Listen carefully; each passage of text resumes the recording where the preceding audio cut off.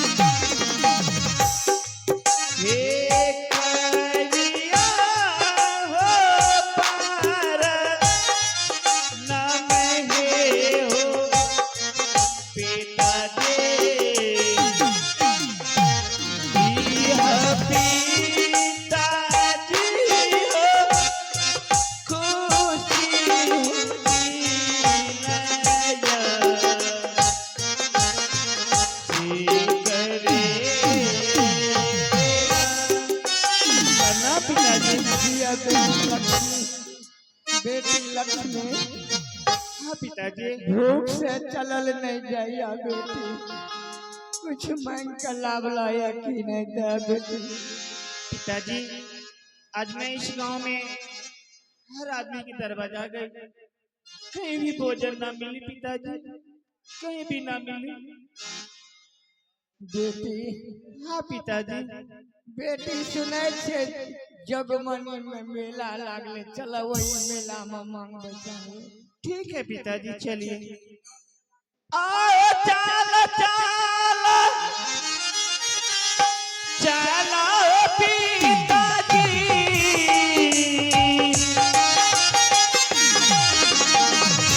ए भोजना हो मां कैलन चलन, ए भोजना हो मां कैलन चलन, ए चल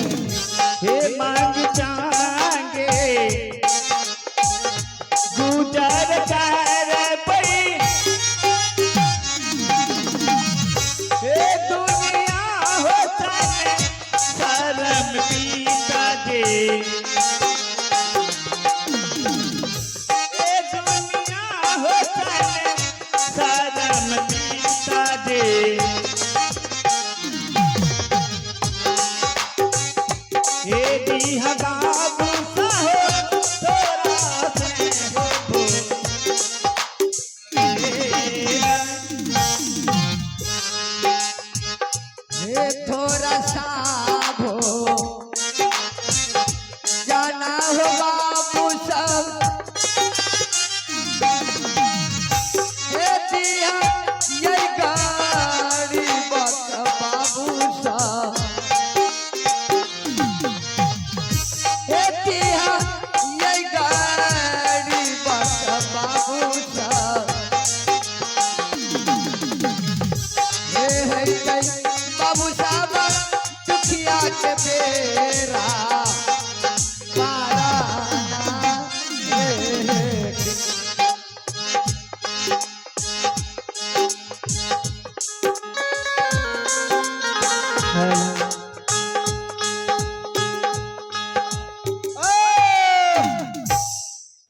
मास्टर साहब हाँ हो बोला अब सार के कते कते देवे हमें खोजे ले